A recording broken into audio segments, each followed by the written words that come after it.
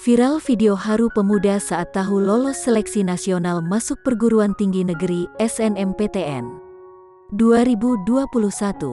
Hasil seleksi SNMPTN 2021 sudah diumumkan pada Senin, tanggal 22 Maret tahun 2021, pukul 15 waktu Indonesia Barat.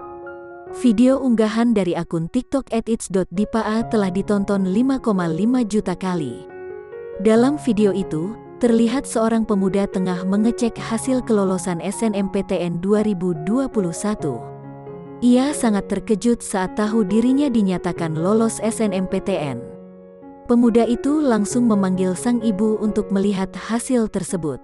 Dirinya dan sang ibu kemudian menangis terharu menerima kabar bahagia itu.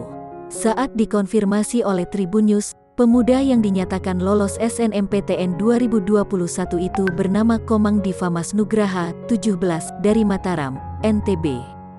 Diva diterima di Universitas Udayana Bali, jurusan Teknologi Informasi.